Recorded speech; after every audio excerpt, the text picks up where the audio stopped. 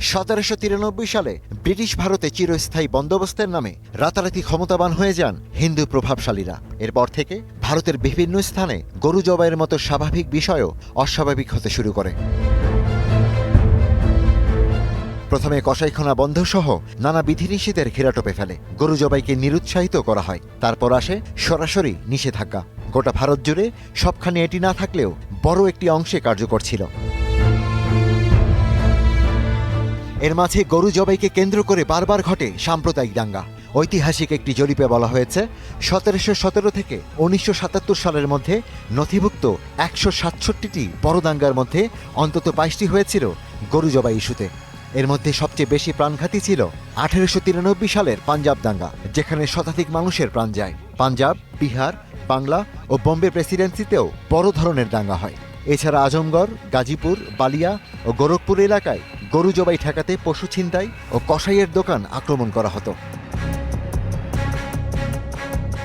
1875 সালে স্বামী দয়ানন্দ সরস্বতী প্রতিষ্ঠা করেন আর্য সমাজ, যেখানে হিন্দু সম্প্রদায়কে মূলধারা বা মৌলবাদে ফিরে যাওয়ার আহ্বান জানানো হয়। বলা হয়, গরু হিন্দু সভ্যতার প্রতীক, তাই গোরক্ষা করা হিন্দুদের অবশ্য কর্তব্য। এই সংগঠন দ্রুত ভারতের বিভিন্ন অঞ্চলে ছড়িয়ে পড়ে। 1880-র দশক থেকে ব্রিটিশ ভারতে গোরক্ষণী সভার জন্ম হয়। এটি এক ধরনের সামাজিক ধর্মীয় আন্দোলন, যার মূল লক্ষ্য ছিল গরু জবাই বন্ধ ও সীমিত করা।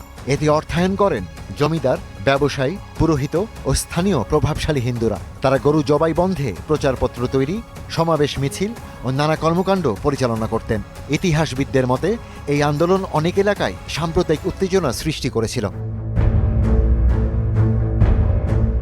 20 শতকে গোরক্ষা আন্দোলনকে রাজনৈতিক রূপ দেয় হিন্দু মহাসভা, যেখানে গরুকে হিন্দু জাতির প্রতীক হিসেবে গণ্য করা হয়। এরপর আরএসএস, বিশ্ব হিন্দু পরিষদ ও সবশেষে বিজেপির উত্থানে গরু হয়ে উঠেছে ভারতের সাম্প্রদায়িক রাজনীতির বড় ধরনের হাতিয়ার।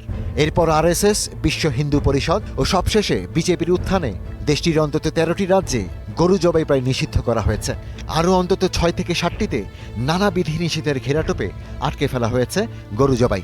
বর্তমানে রাজ্য ও কেন্দ্রশাসিত মিলে 20টি অঞ্চলে রয়েছে বিজেপির সরকার। Ishtiaq Hossain, star news.